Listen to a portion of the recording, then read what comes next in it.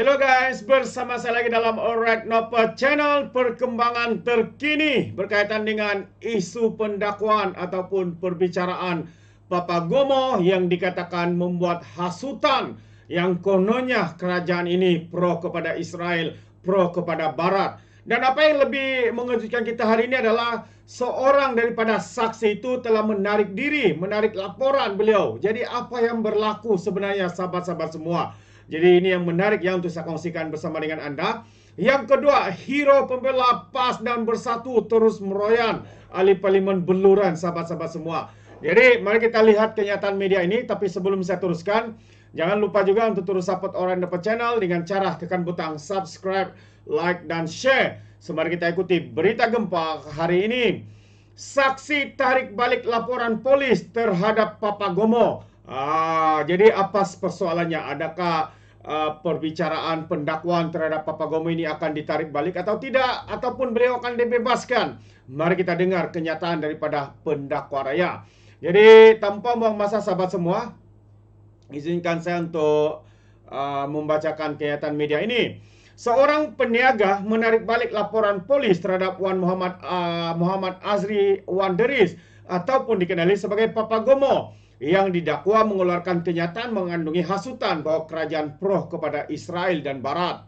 Peguam Muhammad Rafiq Rashid Ali yang mewakili Papa Gomo ini berkata, Sarudin membuat laporan polis untuk menarik balik itu selepas 2 jam memberi keterangan kepada mahkamah semalam. Sudah menjadi saksi, sudah membuat laporan, tiba-tiba pula beliau menarik balik. Menarik balik laporan itu sahabat semua. Tidakkah Anda terfikir ada sesuatu yang sedang berlaku di sini? Macam kita tengok cerita movie selalu lah ya. Mungkinkah ini bukan tuduhan ya? Mungkinkah ada sesuatu yang mereka lakukan kepada saksi itu ataupun diberi ganjaran atau sebaliknya? Kita tak pasti ya. Tapi yang pastinya hari ini laporan polis pencetus kepada kes yang sedang dibicarakan di mahkamah ini, saya memohon kebenaran mahkamah untuk menggunakan pakai Seksyen 425 Kanun Tata Cara Jenayah bagi memanggil semula saksi berkenaan untuk keputusan yang adil dalam kes ini, katanya kepada perbicaraan kes bekas Exco Pemuda UMNO itu di Kuala Lumpur hari ini. Seksyen 425 menyatakan bahwa mahkamah pada mana-mana peringkat perbicaraan boleh memanggil semula saksi yang telah dibebaskan untuk disoal jika keterangannya penting sebelum keputusan. Jadi timbalan pendakwa raya Muhammad Mustafa P. Kunyalam pula berkata, keengganan saksi pendakwaan pertama itu meneruskan laporan polis ke atas tertuduh bukan faktor yang wajar dipertimbangkan oleh mahkamah pada peringkat ini untuk menghentikan kes. Walaupun saksi itu enggan meneruskan kes, ia bukan penghalang untuk kes pendakwaan diteruskan.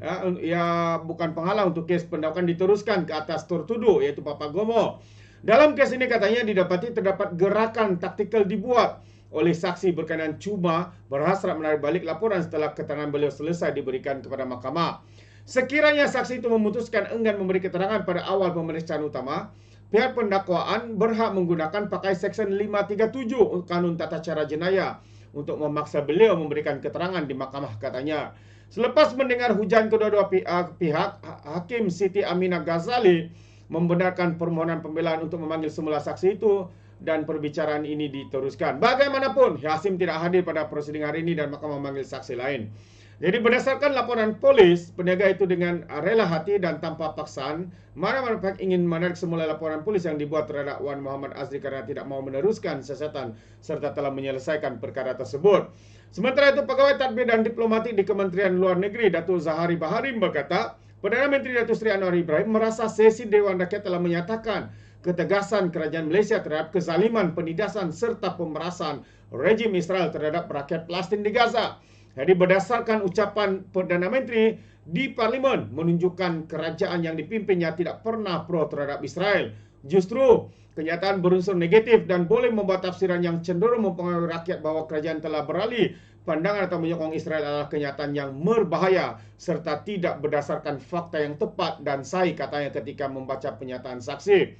Saksi pendakwaan kelima itu juga berkata, Anwar telah mensahirkan pendirian kerajaan Malaysia menyokong Palestin dan mengutuk tindakan rejim Israel terhadap warga Palestin di Gaza pada beberapa persidangan, termasuklah persidangan kemuncak ASEAN GCC Majlis Kerjasama Teluk pada 19 Oktober tahun 2023 di Riyadh, Arab Saudi. serta Himpunan Malaysia bersama Palestin di Axiata Arena Bukit Jalil.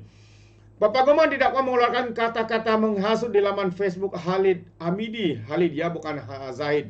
Ya, dan dia dilihat oleh individu di sebuah unit kondominium di Jalan Tongsim Bukit Bintang di sini pada Sabtu tengah hari 8 November 2023. Jadi beliau didakwa mengikut Seksyen 4 dalam kurungan 1 kurungan B Akta Hasutan 1948 dan boleh dihukum mengikut Seksyen 4 dalam kurungan 1 akta yang sama yang membawa hukuman maksimum penjara 3 tahun ataupun denda 5,000 atau kedua-dua sekali jika sabit kesalahan.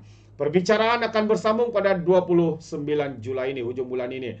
Jadi itu dia sahabat semua perkembangan terkini ya, pendakwaan ataupun perbicaraan kepada individu dikenali sebagai Papa Gomo ini, juga dikenali sebagai kaki penfitnah, bapa penfitnah, ya mungkin sudah belajar. Dia sebenarnya bukan belajar daripada pasien, tapi dia sendiri yang menjadi kaki fitnah. Pernah saya ingat satu fitnah terhadap Perdana Menteri, dan ketika itu Perdana Menteri kita Datuk Seri Anwar belum jadi Perdana Menteri. Dia difitnah dan akhirnya Datuk Seri menang. Akhirnya Papa Gomo ini diarahkan untuk membayar hampir 1 juta sahabat-sahabat semua kepada Anwar Ibrahim. Inilah buktinya kaki-kaki fitnah ini sahabat semua tidak gentar untuk menfitnah. Soalnya adakah mereka ini ada tangan gaib yang membantu mereka di belakang untuk membayar saman-saman fitnah ini? Itu satu perkara yang menarik untuk kita fikirkan. Keduanya, pembela PAS dan Bersatu, hero Melaya dari Sabah ini, ya tidak habis-habis meroyan. Hari ini katanya speaker tak patut ada kuasa atas undang-undang anti lompat parti. Menarik untuk kita lihat apakah kenyataan daripada hero Melaya, orang dari Sabah ini, pembelah kepada PAS dan juga Bersatu. Katanya peruntukan perlembagaan persekutuan untuk mencegah lompat parti perlu diperhalusi supaya ia tidak tertakluk kepada tafsiran Speaker Dewan Rakyat, kata Naib Presiden Bersatu Ronald Kiandi. Ya, Kiandi berkata bahwa ini akan memastikan Speaker tidak mempunyai kuasa untuk mentafsir perlembagaan yang seterusnya akan menjadi undang-undang anti lompat parti tidak terkesan dan dilihat sebagai alat untuk kerajaan yang berkuasa. Perkara pertama sahabat semua, kita harus ingat Akta Lompat Parti ini diluluskan ketika kerajaan PAS dan Bersatu Perikatan Nasional menjadi kerajaan. Dan yang paling kita ingat adalah apabila Muhyiddin berkata adalah tidak logik, adalah tidak wajar ya ahli-ahli parlimen dipecat walaupun mereka memberi sokongan kepada parti lain. Ya, itu antara kenyataan ya ketika Muhyiddin berhujah supaya Akta Lompat Parti ini tidak dimasukkan ya akta yang disebut tadi itu. Namun hari ini apabila mereka terkena batang hidung sendiri, sekali lagi hero Melaya, pembela PAS dan Bersatu dari Sabah ini, sekali lagi katanya Speaker tak patut ada kuasa atas undang-undang ya Akta Lompat Parti ini. Akta Lompat Parti ini dibuat oleh mereka sahabat semua, diluluskan ketika kerajaan PAS dan Bersatu. Hari ini mereka meroyan pula apabila ya Akta Lompat Parti ini atas kelompangan yang dibantah oleh mereka itu mengena batang hidung sendiri. Akhirnya mereka pula membuat tuduhan kononnya kerajaan ini zalim demi kuasa dan sebagainya. Hari ini sebenarnya kita dengar juga ya kenyataan daripada Perdana Menteri ya ketika mengulas ya kenyataan Perdana Menteri menyatakan bahwa kerajaan terbuka untuk membincangkan langkah menambah baik undang-undang anti lompat parti. Kalau dia kata Anwar nak buat pindahan, teruskan karena ini sudah beberapa kali dicadangkan di parlimen. Itu antara satu kenyataan ya daripada Perdana Menteri kita Datuk Seri Anwar Ibrahim. Tapi masalahnya siapa yang menghalang semasa sebahagian daripada usul itu dimasukkan? Yang menghalang itu pemimpin-pemimpin, ahli-ahli kabinet, menteri-menteri daripada Kerajaan Perikatan Nasional, Kerajaan PAS, Kerajaan Bersatu, sahabat-sahabat semua. Ada yang mengatakan UMNO di dalam, tapi yang berkuasa adalah Bersatu dan juga PAS. UMNO ini cuma menjadi batu sandaran ataupun ya tempat mereka dijadikan untuk mencukupi ya sokongan ya untuk menjadi kerajaan. Itu bagi saya sahabat semua. Jadi apa pandangan Anda? Dua perkara yang saya kongsikan. Mungkin Anda mau berikan sebarang komen, Anda boleh berikan di dalam ruangan komen. Jadi terima kasih, izinkan saya untuk mengundurkan diri. Dan seperti biasa, peribahasa mengatakan tapapan kangkap 2 tahun keringinan. Dalam bahasa Melayunya, tepuk dada, tanya selera. Sekian daripada Alright Dapat Channel. Saya kita berjumpa lagi. Bye-bye.